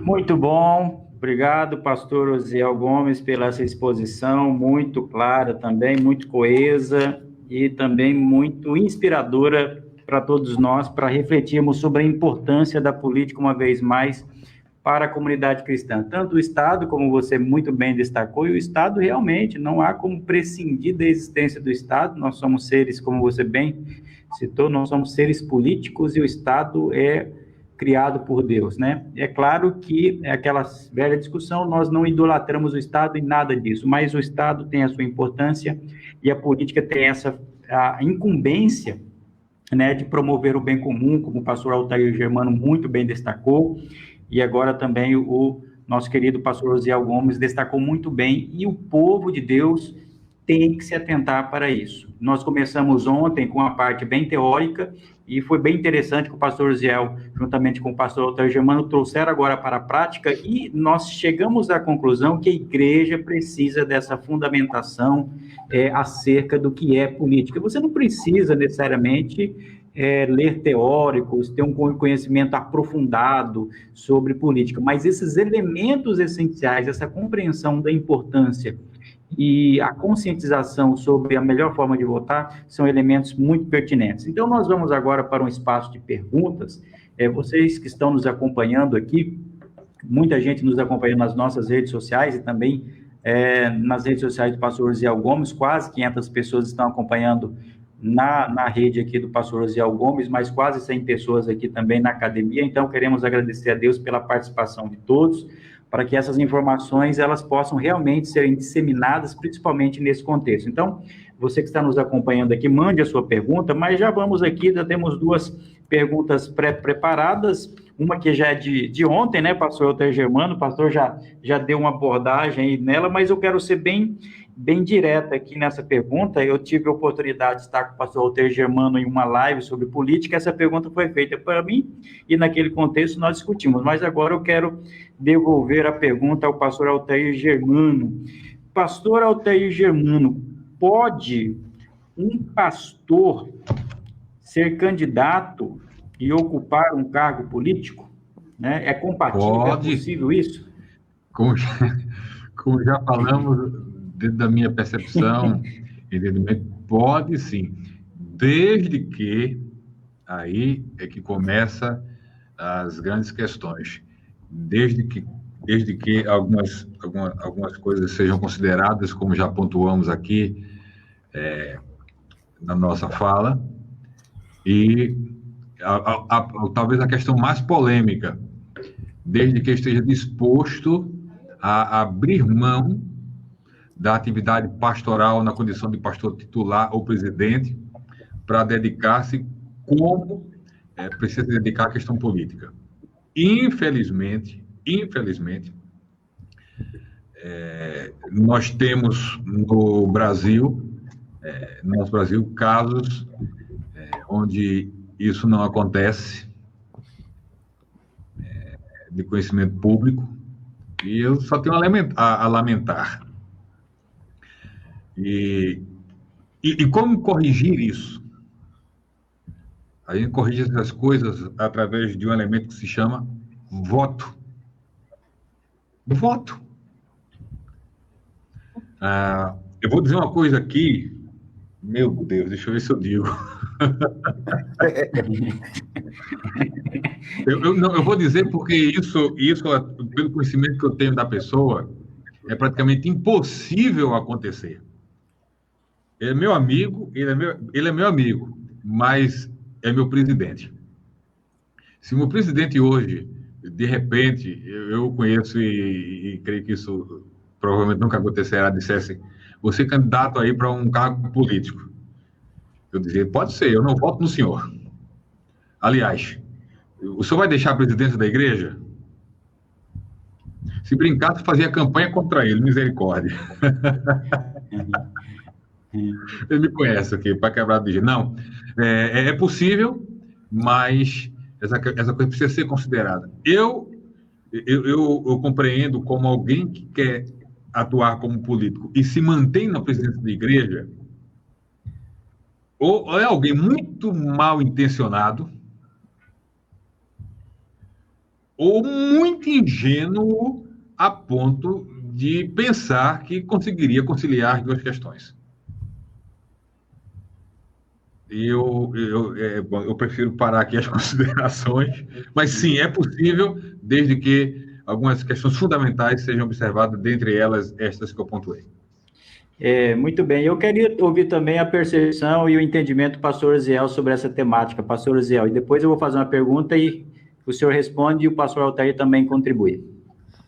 O Dr. Tanner, um escritor da Igreja Batista, ele dizia, assim como é neófito alguém querer agarrar o ministério sem chamada, mais neófito ainda é o pastor que diz que foi chamado por Deus, e abandonam o ministério para entrar na política. No livro que o pastor Altair Germano falou, o Gruden, ele também diz o seguinte: exercer uma atividade política para eclesiástica, ele diz que é algo totalmente contrário. Então, o que acontece? Jesus diz que ninguém pode servir a dois senhores. Olha, eu sei que tem muitos pastores no Brasil que são políticos, são meus amigos, eu respeito. Mas vocês podem observar, os homens que mais produziram nas igrejas foram os homens que mais se dedicaram à igreja. Karl Barth, o homem que tinha sangue nas veias, tinha tinta nas veias. Produziu no pastorado dele de maneira gloriosa, porque se dedicou só àquilo. Não quer dizer que ele não tem ações políticas. Ele pode falar da justiça, da verdade, da paz, do amor, da igualdade, dos direitos. Ele está fazendo política. Mas ele não está sendo um militante na política. Então, o pastor que foi chamado, por exemplo, vocês sabem que um pastor político, ele vai para Brasília terça-feira. Quando é na sexta-feira, ele volta. Ele passou a semana toda em Brasília. Crente para visitar, irmãos doentes. Ah, mas eu tenho pastores auxiliares. Mas a igreja gosta de ver o seu pastor. E além disso, a Bíblia diz em Mateus 10 que digno é o trabalhador do seu salário. O trabalhador. Então, eu estou dividindo duas atividades. Nenhuma vai ser produtiva. Nenhuma. Nenhuma vai ser produtiva. Se eu quiser ser um obreiro produtivo, pronto. Ainda hoje, nós bebemos o texto de Westcott Hort, 1881. 28 anos produzindo um texto. Agora, imagine, 28 anos é uma vida. Ministério é vida, gente. Ministério não é profissão, ministério não é divisão, ministério é vida. Então, eu respeito. Se o pastor tiver desejo de entrar na política, ele chega, ó, irmãos, está aqui a igreja, eu fui chamado agora para essa função aqui. Mas ele vai estar agindo como um neófito, porque ele não vai produzir nem para um lado e nem para o outro. Nem para um lado, nem para o outro. Então, é muito sério. Por exemplo, pastor é como bombeiro. Às vezes o fogo não está pegando, mas só a igreja saber que o bombeiro está ali, ela já tem segurança. Pastor é como polícia. Na hora que o irmão sabe que o pastor está ali, até crente saliente. Às vezes a ausência do pastor ele fica saliente, mas se o pastor está no bairro, ele diz, não, o pastor está aí. O pastor está aí. Então é assim, tem que estar lá. Tem que estar lá. O Paulo disse que quem milita não pode se embaraçar. Aí alguém diz assim, mas tem pastor que dá aula na escola, tem pastor... É diferente. Ele exerce, por exemplo, se ele é pastor, e se ele dá uma palestra, dá uma aula, é uma coisa. Ele não está exercendo um cargo. Então nós temos que separar isso, porque eu já vi pessoas criticando isso para defender o outro lado. Então, eu sou terminantemente contra, e acho que o pastor que foi chamado por Deus... Ora, vocês sabem, o Altair sabe, você, Valmir, sabe disso. Quando a gente é convidado para pregar, você com tantos livros, com tantas coisas, você fica sem saber o que vai pregar.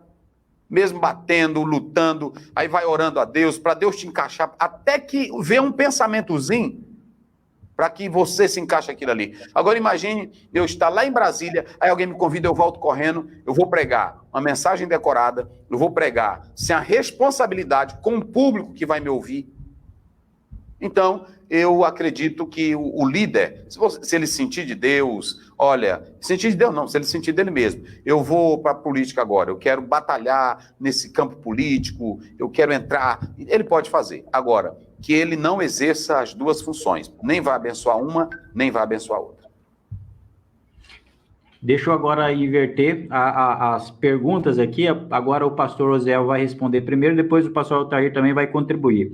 Pastor Osiel Gomes, na sua perspectiva, qual que é a melhor maneira da igreja, enquanto comunidade cristã, ela participar do processo eleitoral em si, no sentido de orientação ou não acerca de candidatos, né? A igreja deve orientar, como a igreja deve proceder nesse caso? Qual que é a sua perspectiva acerca desse assunto? Olha, como eu disse agora há pouco, é importante o pastor, a liderança, orientar os cristãos nessa questão da votação. Eu, quando cheguei aqui no campo, 29 irmãos entraram para ser candidato a vereador. Eu deixei todos entrarem. Mas aí eu fui ver a perda que a igreja teve e também os votos de irmãos que foram para eleger outras pessoas, até de partidos contrários aos princípios bíblicos. Hoje nós temos 32 partidos políticos no Brasil. E às vezes eu digo assim, vamos votar, meus irmãos, mas não basta apenas, Valmir, eu voltar, pastor Valmir, na questão do executivo, presidente, prefeito, governador. Eu tenho que saber também que tipo de linha esse governador pensa, esse presidente pensa, porque ele pode colocar, por exemplo, como ministro, como secretário, pessoas que tenham as mesmas ideologias, e às vezes até satânicas, ideologia deles. Então, quando eu conscientizo a importância da igreja nesse processo político, orientando qual partido, o que ele pensa, qual a linha daquele partido, como essa construção, o que faz um vereador, o que faz um prefeito, o que faz um presidente de uma Câmara de Vereadores. A igreja está precisando disso. Então, é papel nosso, e é por demais importante, vital, que os membros, os líderes, os dirigentes sejam instruídos nesse processo político. Inclusive, até se possível fazer... Vocês sabem o que o Lutero fez. Lutero não apenas fez reforma, a gente só fala nessa temática, mas você vê que Lutero ele cria o catecismo maior e o catecismo menor, tudo no intuito de educar bem. Já imaginou se nós tivéssemos um catecismo menor da política?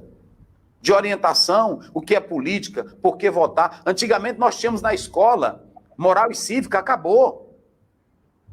Antigamente nós tínhamos essas lições. Onde é que as pessoas vão aprender? E principalmente o crente.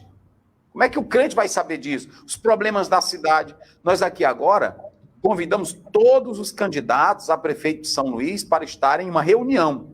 E aí nós marcamos 2 reuniões. Em uma veio um grupo de políticos, na outra veio outro grupo. 20 minutos para cada um. Hoje eu sei todos os problemas da capital de São Luís. Porque eu ouvi todos. Cada um que quer ganhar mostrou os defeitos, mostraram as vantagens. Então eu disse para a igreja, vocês estão vendo, igreja? Inclusive aqui, por exemplo, do plano diretor. A igreja, ela não está atenta para a internet, para essas leis. Nem eu mesmo estava atento a isso. O quanto é importante a igreja participar desses processos. Então, por isso que é importante a liderança da igreja, a liderança, pastor Valmir. É a liderança. Se não começar pela liderança, se a gente ficar fugindo, os crentes vão ser instruídos por outras questões, por outros meios. Agora, já imaginou um pastor da Assembleia de Deus? E nós temos aí uma grande massa. Já imaginou se todos os líderes da Assembleia de Deus se empenhassem nesse propósito? Mostrar o que é o executivo, mostrar o que é a participação nesse processo político, seria uma bênção. Pastor Altair Germano, quer contribuir também com essa questão? Eu acredito que foi no livro Uma Liderança com Saúde, de minha autoria, que tem um capítulo onde eu falo da questão da liderança das igrejas e dessa relação com a política e com a igreja no contexto de eleições. Não me recordo bem agora se eu pontuei 5 ou 7 situações diferentes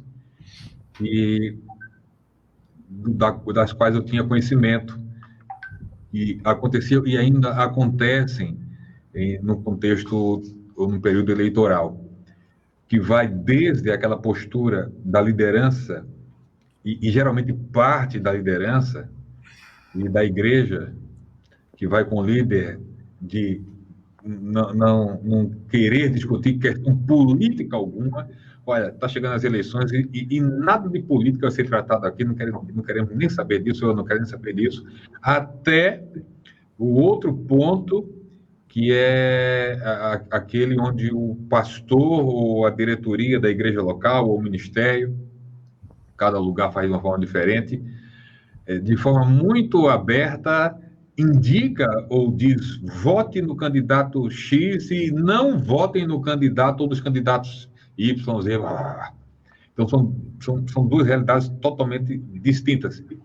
E entre essas 2 realidades existem várias outras. Eu acredito que essa questão de lidar com o período eleitoral, ela é muito local e precisa ser pensada e trabalhada dentro dessa diversidade regional característica do nosso Brasil, e principalmente daquela igreja onde a questão vai ser tratada. O pastor, como líder espiritual, precisa orar a Deus sobre como lidar com essa questão na prática, quando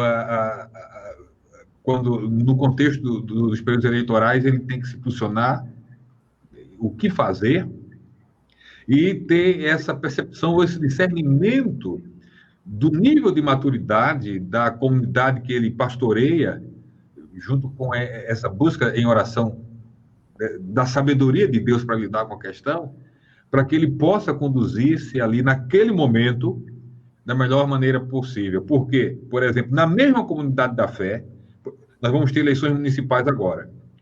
Então, cada comunidade da fé vai lidar com uma realidade hoje, que daqui a 4 anos, para as mesmas eleições municipais, talvez lide com a outra realidade.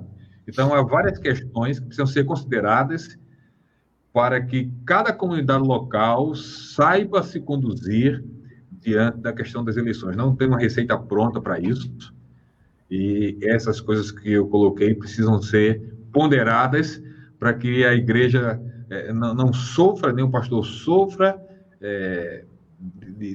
em nenhum nível por tomar uma decisão equivocada em lidar com o fato concreto das questões do pleito eleitoral. Ok, muito bem. Ótimas respostas. Eu quero fazer mais uma pergunta também. Nós daqui a pouco já estamos caminhando para o encerramento. Tem muita participação aqui nas nossas redes sociais, muitas palavras de agradecimento, de parabéns pelas exposições do pastor Osiel, do pastor Altair Germano. Agradecemos muito a participação de vocês. Queremos, enquanto isso, pedir, vocês que não conhecem ainda a Academia Teológica, acesse lá o nosso canal no YouTube, inscreva-se no nosso canal. Nós temos lançado aqui alguns cursos, muitos deles, a grande maioria, todos gratuitos, como esse webinário aqui. Então, você pode se inscrever e receber atualizações para participar desses e de outros cursos, recebendo, inclusive, o certificado. Queria lembrar também que publiquei um livro com essa temática, Entre a Fé e a Política, abordando essas questões também de uma maneira mais na seara jurídica e também trazendo alguns elementos da teologia política. Quem tiver interesse, no site da CPAD, esta obra Entre a Fé e a Política.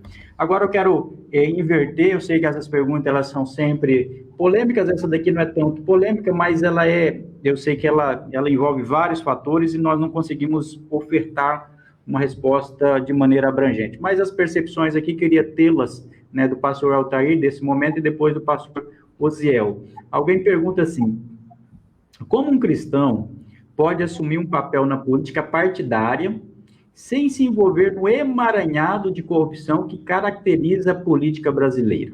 Pastor Altair Germano. Geralmente é aquela afirmação, Aí está. A pergunta foi direcionada ao pastor Osiel, mas vamos começar com o pastor Altair, para nós fazermos esse bate-bola aqui. Então, o que acontece muitas vezes, nós estávamos falando, vocês responderam sobre a questão pastoral. Agora, por outro lado, é claro que alguns irmãos da igreja, eles podem ter um chamado para atuação política, e é até bom que isso aconteça, A grande pergunta que vem é, mas como um cristão ele pode entrar na política mantendo-se distante de todo jogo político, não o jogo natural, mas aquele que pode conduzir à corrupção? Pastor Altair Germano. Entrar na política e não jogar na política é impossível. A questão é saber se o jogo é limpo ou se o jogo é sujo. Porque política é jogo, política é articulação, política é troca. Agora, até que ponto essas articulações, essa troca e esse jogo fere ou não princípios bíblicos?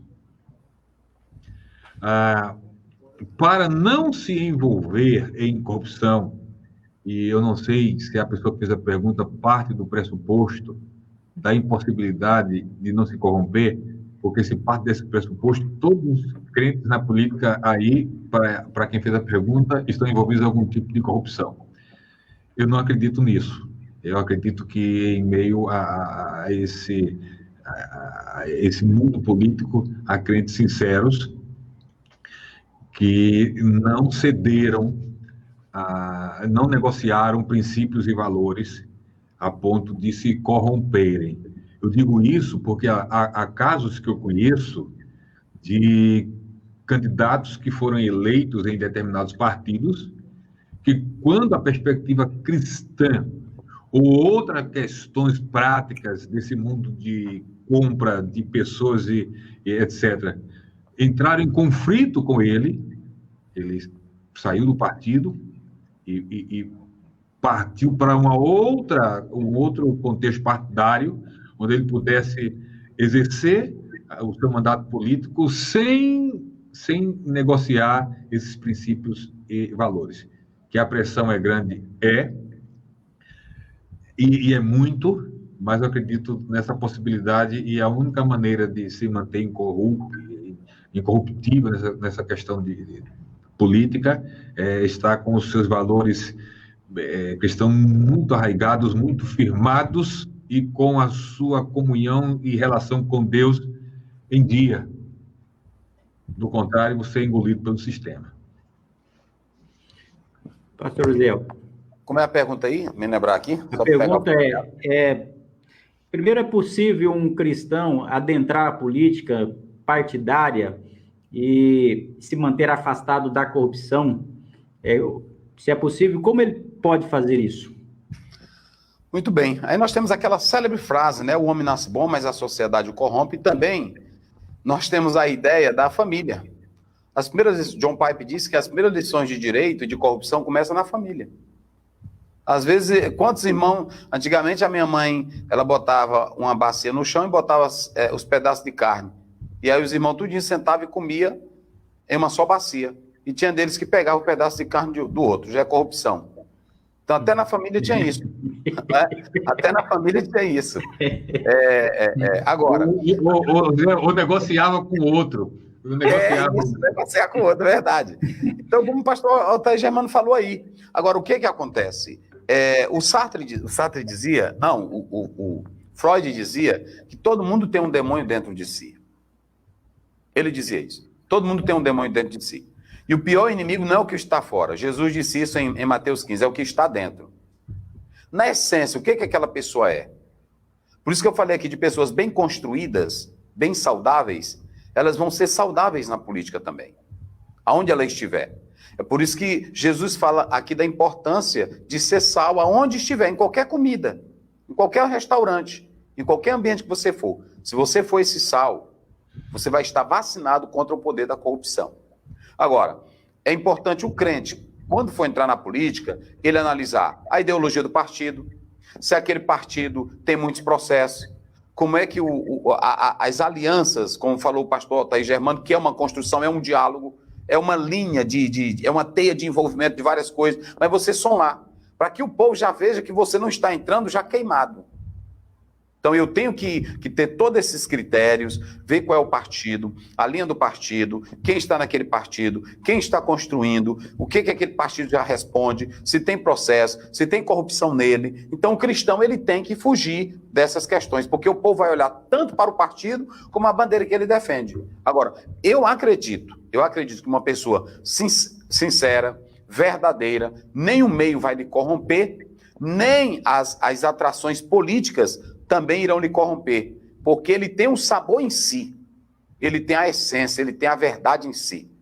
Vocês sabem que se o próprio Sócrates fez isso, gente, tem filósofo aí que tenta até comparar como Jesus, mas você vê que ele foi acusado de ser um corruptor da juventude, mas ele mesmo não quis se entregar ao sistema daqueles que queriam que ele negasse tudo que ele havia falado. Então eu acredito que um homem sincero, com bons valores, homens bem formados, bem criados, bem orientados, e que na essência são reais, eu acredito que ele vai estar vacinado e pode entrar sim numa política partidária, sem ser contaminado com essas questões que hoje traz vergonha, traz até nojo. Então eu acredito que é possível sim.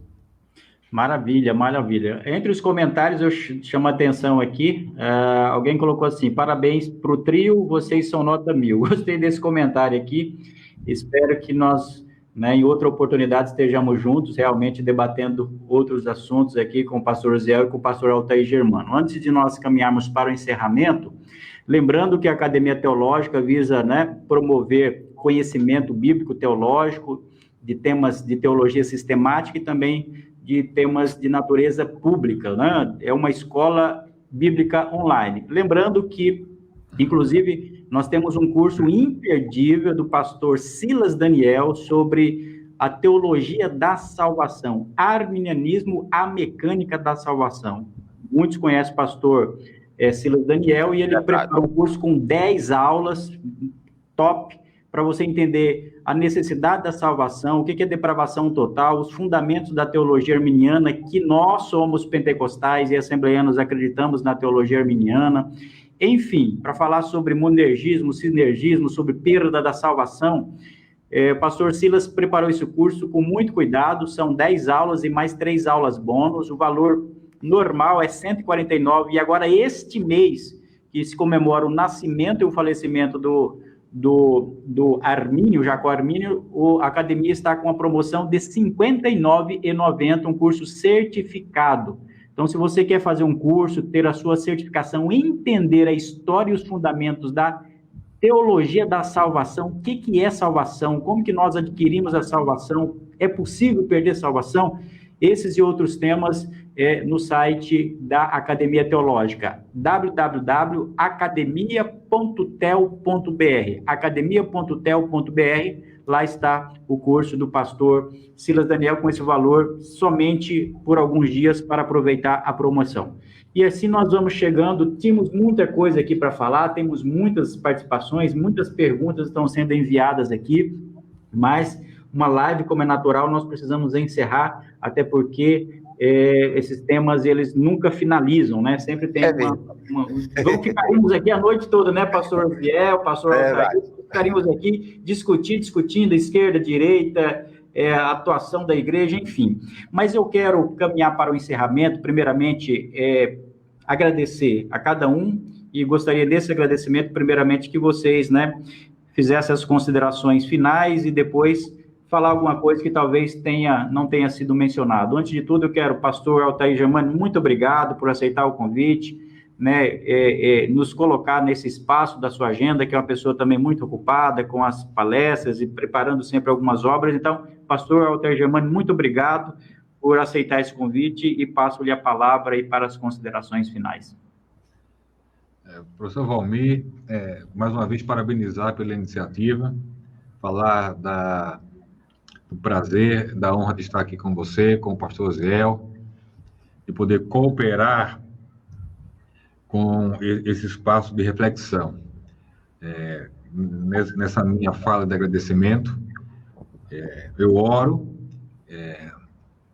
por um desenvolvimento, um crescimento, uma melhora substancial na relação do cristão com a política, principalmente dentro do contexto evangélico brasileiro, e eu acredito que essa transformação, essa melhora, essa visão mais ampla para a sociedade como um todo, não apenas para a igreja, ela deve partir, começar, ou deveria, pela liderança da igreja.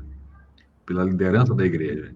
Porque só uma liderança devidamente preparada, a par das necessidades sociais, inteirada de uma teologia política, dessas questões ideológicas, estará apta para compreender essa necessidade, e se não for, ou se ficar muito pesado de buscar um conhecimento profundo sobre isso, que dentro do seu ministério procure quem pode cooperar dessa forma.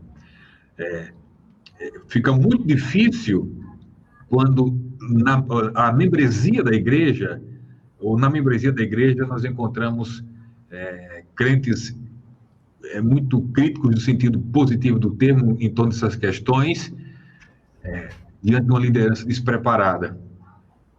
Então, eu oro por isso E esses espaços de discussões como estas, eu acredito que vão cooperar para dentro do pentecostalismo e fora do pentecostalismo brasileiro, de amadurecermos mais, inclusive em nos tolerarmos mais, tolerância sem relativização de valores.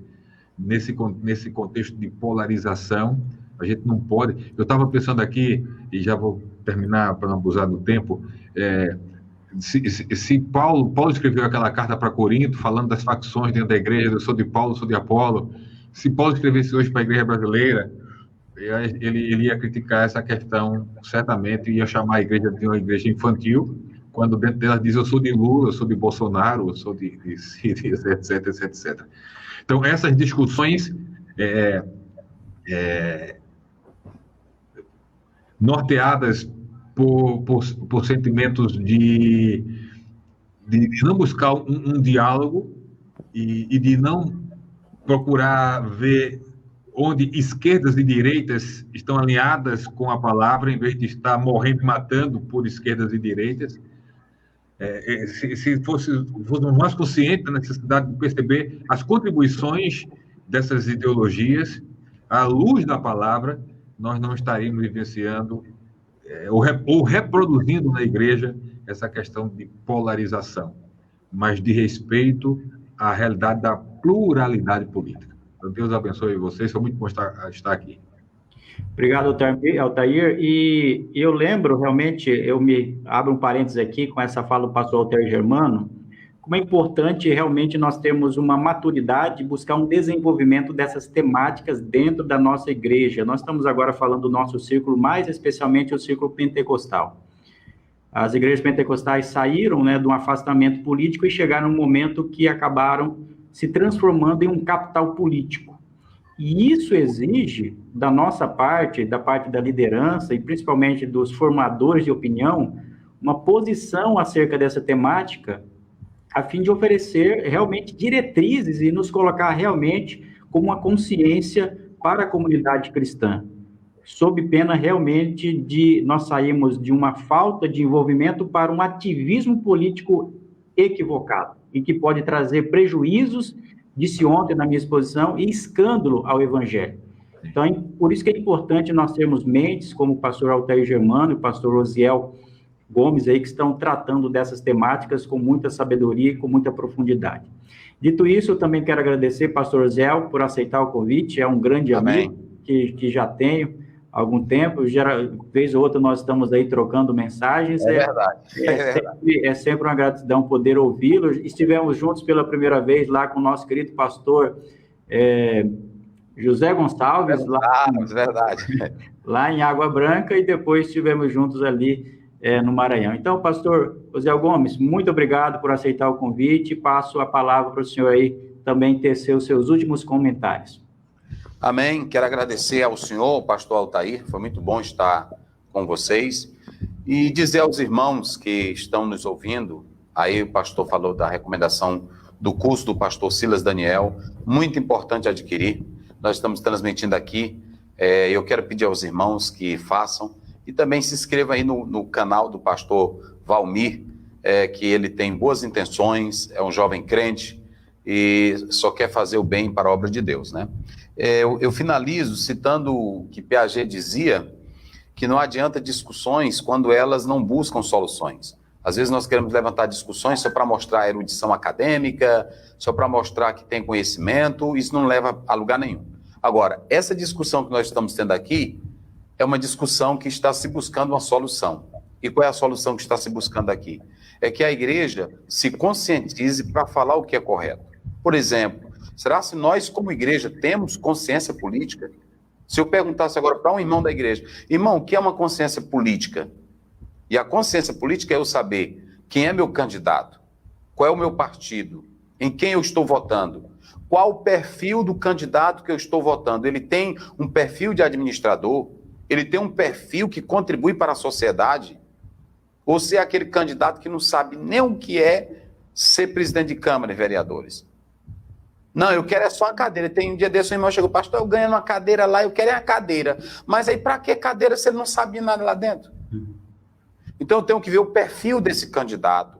Eu tenho que saber, cada crente tem que entender que um vereador não governa sozinho, um prefeito não governa sozinho, o governador não governa sozinho, nem o presidente da República governa sozinho.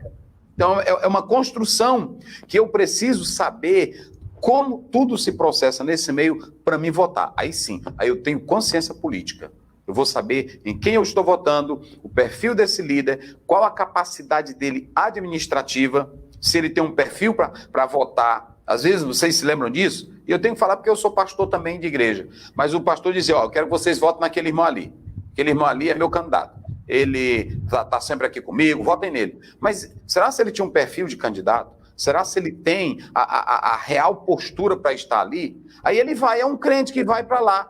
Mas ele vai para lá e não vai fazer nada, porque ele não está levando a conscientização do que é a política, do que é a construção desse processo dinâmico todo. Então, vamos nos conscientizar mais, e eu acredito que uma palestra tão boa como essa é vinda de brasileiros. Outra coisa, nós valorizamos muito os americanos, valorizamos muito a Europa, valorizamos muito o que é de fora, mas aqui tem muitos homens bons, líderes pensantes, pregadores e escritores que pensam a real política cristã e também de como pode a igreja ser conscientizada. Hoje, quero parabenizar o pastor Valmir por esta tão brilhante ideia, e eu dizia, aqui você fez como Piaget, nós não estamos buscando uma discussão para mostrar algo, nós estamos buscando uma discussão em torno de uma solução, de que a igreja deve ser conscientizada, com todo respeito aos nossos líderes, aos nossos pastores.